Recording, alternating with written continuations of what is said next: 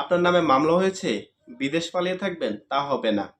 মামলা হয়েছে বাংলাদেশে, বিদেশ পালিয়ে থাকবেন দীর্ঘ সময়, তা হবে না। যখনই আপনি দেশে আসবেন, আসামি স্বরূপ শাস্তি ভোগ করতে হবে। আপনি দেশে ছিলেন কিন্তু আপনার নামে কোনো মামলা হয়নি, বিদেশ চলে গেছেন, শুনতে পেলেন যে 1 মাস বা 2 মাস অথবা 1 বছর পরেই আপনার নামে মামলা হয়েছে, কেউ বা আপনার নামে মামলা করেছে।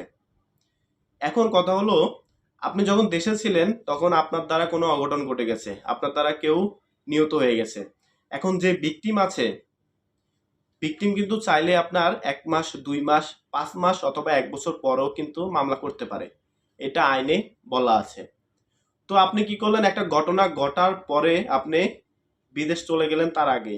ঠিক আছে, ঘটনা ঘটিয়ে সাথে সাথে বিদেশ চলে গেলেন, নিশ্চিন্তে চলে গেলেন যে আমি তো বিদেশ চলে আসি, তাহলে আমার নামে কেউ মামলা করলেও আমাকে আর ধরতে পারবে না। কিন্তু তা না, যখনই আপনি দেশে যাবেন তখনই কিন্তু আপনি জেলে যেতে হবে, আপনি শাস্তি ভোগ করতে হবে। এমনকি আপনার মৃত্যুদণ্ড হতে পারে, এমন শাস্তি আপনি পেতে পারেন। এখন ভিকটিম যখন একটা মামলা করে, আপনার ঘটনা ঘটার সাথে সাথে মামলা না করলেও পরেও মামলা করতে পারে, 5 মাস 1 বছর পরেও মামলা করতে পারে। মামলাটা যখন বিজ্ঞ আদালতের কাছে যায়, বিজ্ঞ আদালত শুনানি শোনার জন্য নির্দিষ্ট একটা তারিখ অনুযায়ী সমন্বয়কের মাধ্যমে দুই পক্ষকে ডাকে। এখন একজন হলো ভিকটিম পক্ষ, একজন হলো আসামি পক্ষ। ভিকটিম যার নামে মামলা করেছে সেই পক্ষ। এখন কথা হলো, আসামি পক্ষ তো আগেই চলে গেছে দেশ ছেড়ে, তো এখন কি হবে? আপনার যে নির্দিষ্ট তারিখে বিজ্ঞ আদালত ডেকেছে সেদিন যদি আপনার ভিকটিম পক্ষ যায় আর আসামি পক্ষ গেল না, তখন কিন্তু একতরফা ভাবে যার নামে মামলা করা হয়েছে তাকে কিন্তু আসামি সাব্যস্ত করা হবে। যেই ধারাতে মামলা করা হয়েছে সেই ধারাতে আপনার যত শাস্তি দেওয়া আছে ওই শাস্তি তার নামে রুজু হয়ে যাবে। যেমন আপনার যদি 1 বছর, 7 বছর, এমনকি যাবজ্জীবন কারাদণ্ড শোনায়, তাহলে কিন্তু তার জন্য সেটা প্রাপ্য হয়ে যাবে। যখনই সে বিদেশ থেকে দেশে আসবে তখনই কিন্তু তার শাস্তি ভোগ করতে হবে।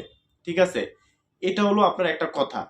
আপনার এই বিষয়টা খুবই জরুরি যে আপনার ভিকটিম পক্ষ চাইলে দীর্ঘ সময় পরও কিন্তু মামলা করতে পারে, এটা আইনে বলা আছে। এখন আরেকটা কথা হলো, আপনার একটা ঘটনা ঘটেছে, আপনি ওই ঘটনার সাথে কোনোভাবে জড়িত না, কি করলেন, তা আপনি ভয়ে বিদেশ চলে গেলেন যে আমি তো ওই ঘটনার সাথে জড়িত না, তারপরও পুলিশ, আদালত, থানা, এগুলো আমার খুব ভয় লাগে, তো আমি বিদেশ আগে চলে গেলাম। তো এখন যে ভিকটিম পক্ষ আছে, তো ভিকটিম পক্ষ কি করলো, আপনার নামে একটা মামলা করে দিল, কিন্তু আপনি কিন্তু এই মূল ঘটনার সাথে কোনোভাবে জড়িত না। তো ঘটনাটা ঘটলো আপনার 20 তারিখে, আপনি কিন্তু 21 তারিখে চলে গেলেন। ঠিক আছে, বা একটা ঘটনা ঘটতে পারে, আনুমানিক করতে পারেন যে আপনি 21 তারিখে চলে গেলেন বিদেশে। তো এখন আপনার নামে কেউ মামলা করেছে, তো এখন যে আপনার নামে যে মামলা করেছে, তো আপনি এটা নিশ্চিন্তে থাকেন, আপনার কোনো ভয়ের কিছু নাই। আপনার নামে যদি কেউ মামলা থাকে, মিথ্যা মামলা করে থাকে, তাহলে আপনি কোনো ভয় পাবেন না, নিশ্চিন্তে থাকেন। আপনি বিদেশে কাজ করেন, ঘুমান, খান, যা ইচ্ছা করেন। দেশে আপনার 20 বছর, 30 বছর, 50 বছর পরে আসেন, কোনো সমস্যা নাই। তো আসার পরে আপনি কি করবেন, আপনি যদি দেশে আসেন তাহলে আপনি একজন ভালো একজন আইনজীবীর সাথে কথা বলবেন, পরামর্শ নেবেন যে এমন একটা ঘটনা ঘটেছে, তো সেই ঘটনাতে আমাকে আসামি হিসাবে আমার নামে মামলা করা হয়েছে, তো আমি কিভাবে এটা থেকে রেহাই পেতে পারি। তো এখন ওর কথা হলো, আপনি তো 19 তারিখে বিদেশ চলে গেছেন, তো আপনার যেই পাসপোর্ট, ভিসা আছে, প্লেন টিকিট আছে, সিসিটিভি ফুটেজ আছে, এগুলো কালেক্ট করবেন। পাসপোর্ট ভিসার ভিতরে আপনার যেই যাওয়ার তারিখটা, বিদেশ যাওয়ার যে তারিখটা আছে সেটা কিন্তু উল্লেখ থাকে। তো এই সব কিছু নিয়ে আপনি বিজ্ঞ আদালতের কাছে একটা আবেদন করবেন যে অমুক ঘটনাতে আমাকে ইনভলভ করা হয়েছে, কিন্তু আমি ওই ঘটনার সাথে কোনোভাবে জড়িত না, তার আগের দিন আমি বিদেশ চলে গেছি, তো আমি এই ঘটনা থেকে মুক্তি চাই।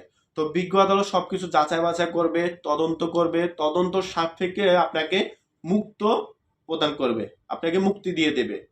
তো এইভাবে কিন্তু আপনি মুক্তি পেতে পারেন। তো একটা ঘটনার সাথে আপনি কোনোভাবে জড়িত না, এটা নিয়ে আপনি কোনো চিন্তা করবেন না, আপনি আপনার কাজে মনোযোগ দিবেন। ঠিক আছে, আপনার নামে যদি কেউ মিথ্যা মামলা করে আপনি এটা থেকে রেহাই পেতে পারেন, আপনি উচ্চ আদালতে যেতে পারেন। ঠিক আছে, কোনো ভয়ের কিছু নেই। আর আপনি যদি একটা ঘটনা ঘটায় ফেলেন, আপনি যদি কি করেন যে একটা ঘটনা ঘটে গেছে, আমি বিদেশ চলে যাই, তো বিদেশ আপনি চলে গেলেন, ঠিক আছে, কিন্তু দীর্ঘ সময় পরও, হয়তো 1 বছর 2 বছর পরও কিন্তু আপনার নামে মামলা রুজু হতে পারে। ঠিক আছে, এগুলো কিন্তু মাথায় রাখতে হবে। তো আশা করি এই ভিডিওটা থেকে আপনারা অনেক কিছু বুঝেছেন, যারা প্রবাসী ভাইয়েরা আছে অনেক কিছু জানতে পেরেছেন। ঠিক আছে? আর যাদের বিরুদ্ধে মামলা টামলা হয়েছে তারা কিন্তু মামলা থেকে রেহাই পাবেন না। যেদিনই আপনি দেশে যাবেন সেদিনই কিন্তু আপনার শাস্তি ভোগ করতে হবে। তো ভালো থাকবেন, সুস্থ থাকবেন। আল্লাহ হাফেজ।